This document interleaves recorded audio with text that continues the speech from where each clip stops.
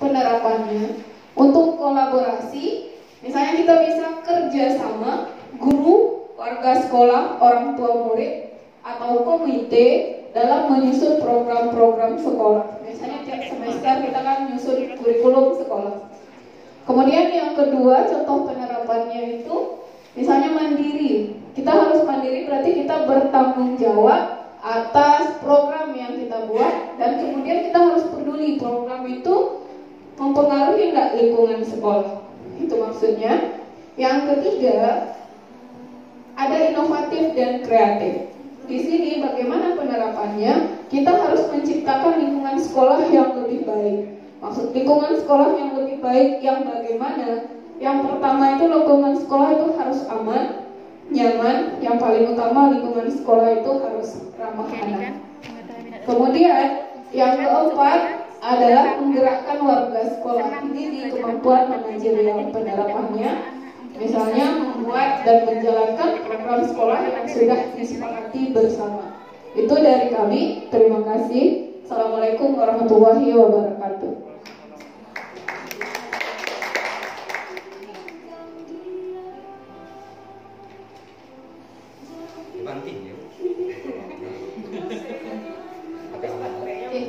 Luar biasa sekali presentasinya.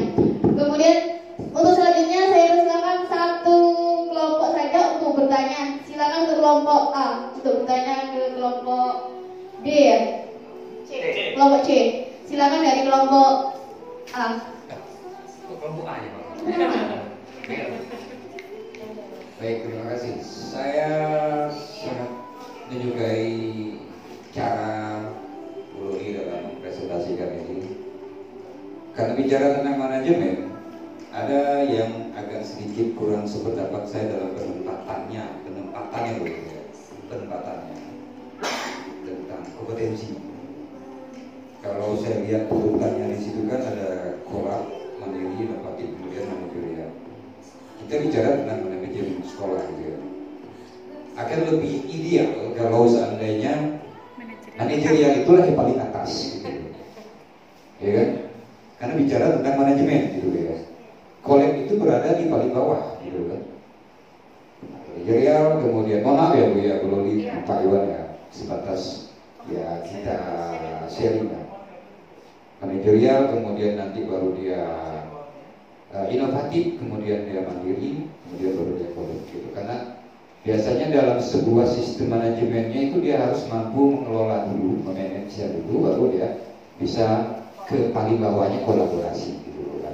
Gitu ya. Nah, ini yang menariknya ini adalah kemampuan manajemen. Tidak semua orang itu memiliki kemampuan di bidang itu. Banyak pemimpin, tapi banyak yang tidak punya jiwa kepemimpinan. Tidak sedikit gitu. Pengen jadi pemimpin, tapi tidak pandai dalam memimpin. Karena ambisi, sifatnya hanya sifatnya semu saja yang ingin dikejar, tapi kemampuan untuk ke sana tidak ada. Karena tidak ada jiwa kepemimpinan. Nah, yang perlu kita bangkitkan di sini adalah jiwa kepemimpinannya. Nah, yang jadi pertanyaan saya, bagaimana cara membangkitkan jiwa kepemimpinan di dalam diri seseorang supaya kita mampu mencapai kompetensi-kompetensi yang ada di situ, kemudian mampu menerapkannya di dalam mengembangkan diri kita dan mengembangkan orang lain. Mohon maaf, itu pertanyaan saya. Terima kasih. Silakan Pak Iwan untuk menjawab. Terima kasih atas pertanyaan dan masukannya ya. Di sini kami nanti menambahkan lagi ya.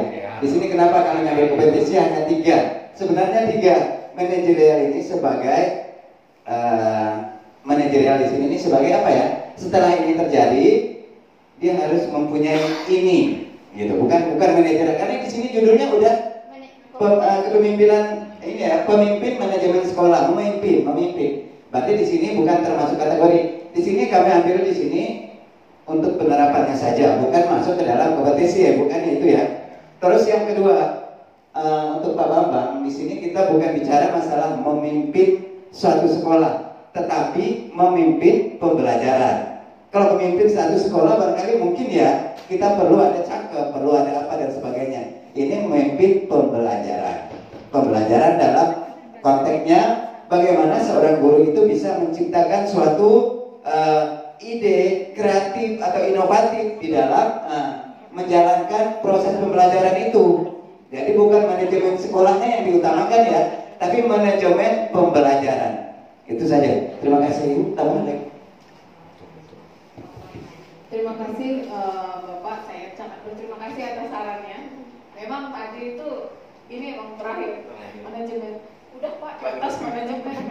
Udah masukkan aja lah manajerialistik kayak gitu. Karena yang ditanya kompetensi. Sebenarnya menjadi manajer itu lebih gampang daripada menjadi seorang pemimpin. Saya rasa kalau manajer itu tinggal tunjuk sini. Menurut. Dia modal tunjuk jalan. Kalau pemimpin dia harus ikut di belakang. Saya rasa untuk menumbuhkan kepemimpinan itu butuh proses yang panjang. Seorang pemimpin itu mulai dari bawah dia sudah diakui.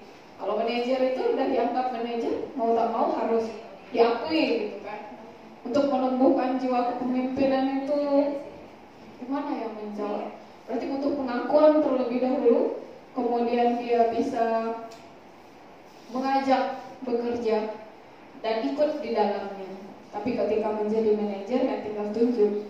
Saya rasa itu untuk menciptakan kepemimpinan yang baik, dia diakui, dia ikut bekerja di dalam, memberi petunjuk, memberi arahan. Mulai dari sana. Terima kasih. Tambahan dari saya, sebenarnya di sini tadi merupakan salah satu kompetensi yang kedepannya diharapkan CGB ini mempunyai kompetensi ini. Jadi salah satunya adalah kompetensi manajemen sekolah tadi, memimpin manajemen sekolah ya. Jadi nanti diharapkan 8 bulan lagi ketika sudah lolos di PGP ini, Bapak Ibu semua sudah mempunyai kompetensi ini, yaitu kompetensi manajemen sekolah seperti itu sebenarnya ke depannya. Terima kasih, luar biasa sekali presentasinya. Kali ini silakan ditempel di dinding. Untuk selanjutnya masih ada waktu. Yang sudah siap? Oh, kita duluan. Apa? Tadi ada lanjut duluan, mohon maaf, habis ini. Silakan Bu Rita dan Bu Nian.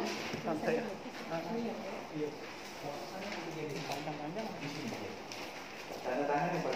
Iya.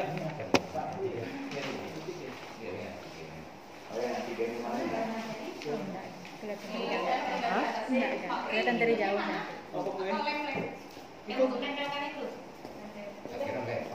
Bagus masih. Dari sana masih bagus.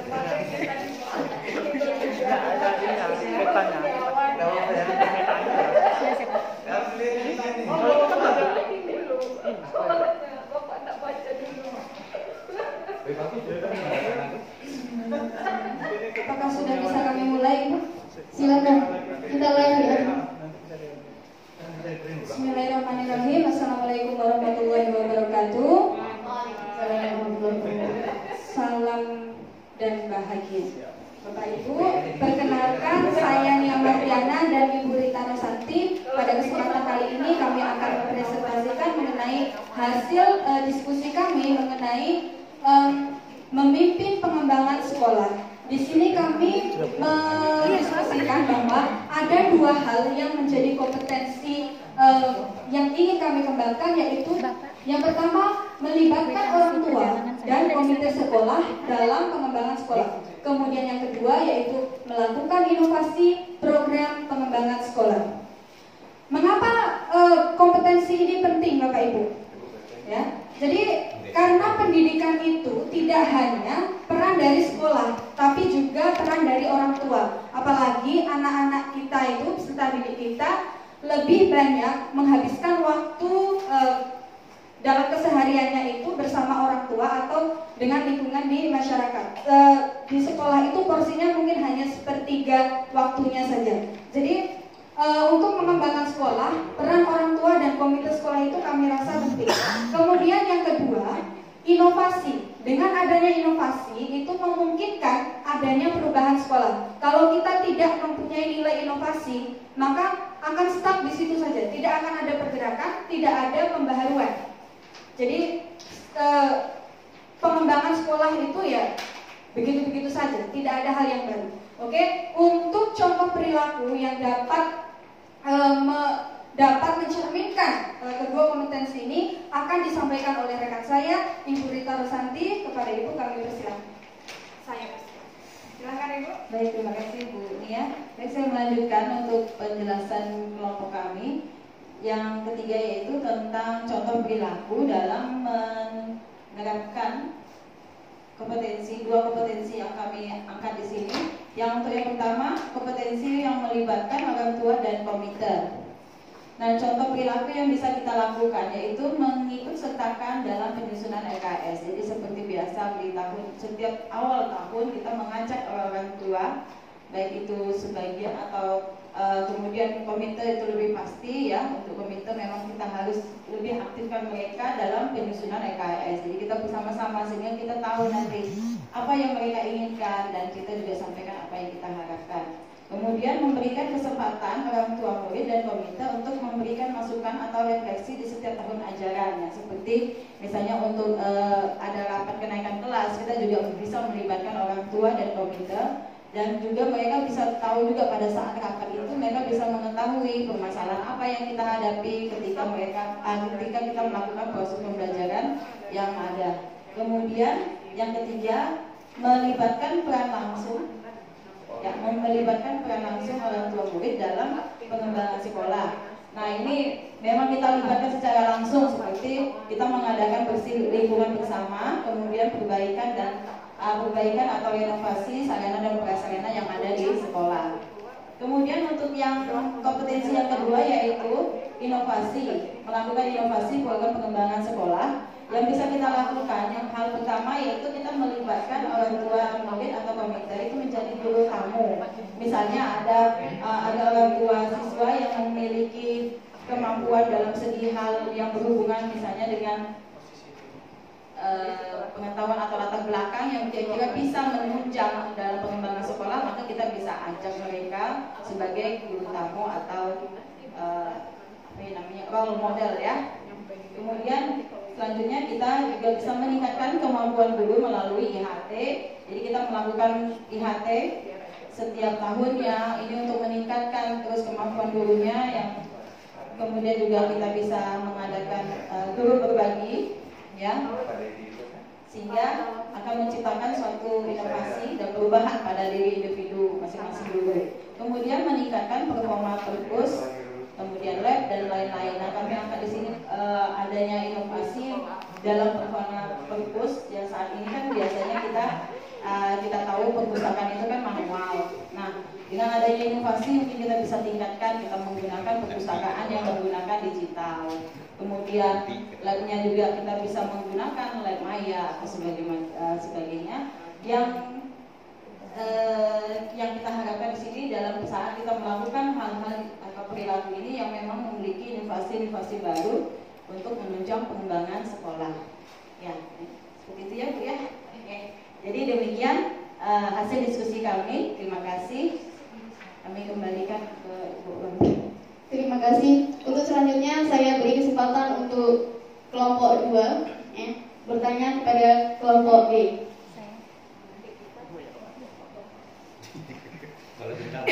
Terima kasih kepada Ibu Roma yang telah mempersilakan kelompok kami untuk bertanya. Saya suka sekali susunan dari presentasi Ibu Nia dan Ibu Rita, karena di sini benar sekali saya setuju bahwa pengembangan sekolah itu tidak bisa tanpa campur tangan orang tua dan komite sekolah. Betul sekali. Bahkan sekolah-sekolah yang maju sekalipun itu tetap harus harus melibatkan orang tua dan komite sekolah. Yang menjadi pertanyaan saya, di sini saya tidak melihat adanya peran kepala sekolah, padahal yang kita ketahui kepala sekolah itu, atau saya tidak membaca ya? Iya. Padahal yang kita ketahui semua kebijakan di sekolah itu kan berpusat atau di tangan kepala sekolah. Menurut pendapat Ibu Nia dan Ibu Rita, bagaimana sih peran, salah satu aja peran dari kepala sekolah untuk memimpin pengembangan sekolah? Terima kasih.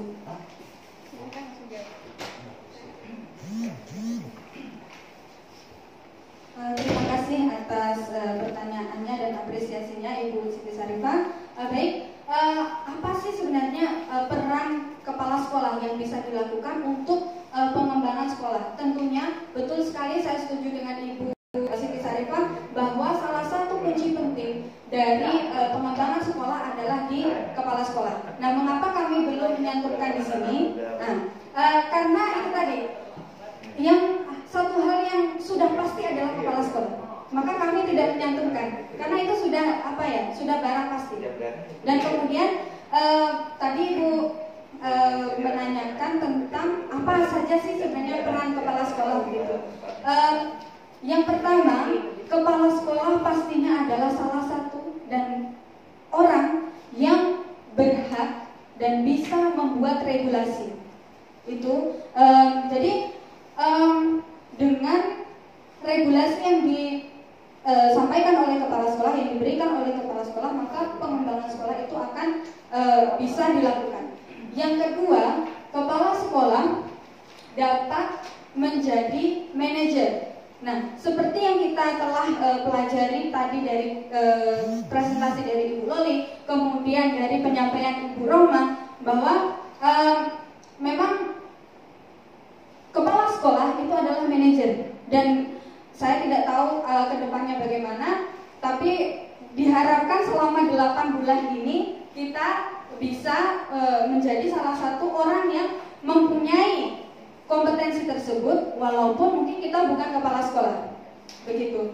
Kemudian salah satu peran kepala sekolah yang lainnya yaitu dengan mengajak guru untuk berinovasi, Bu.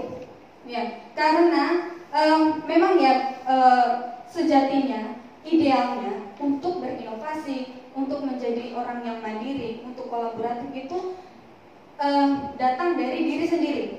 Tapi kadang hal itu tidak bisa muncul begitu saja dari orang tersebut kalau tidak ada dorongan.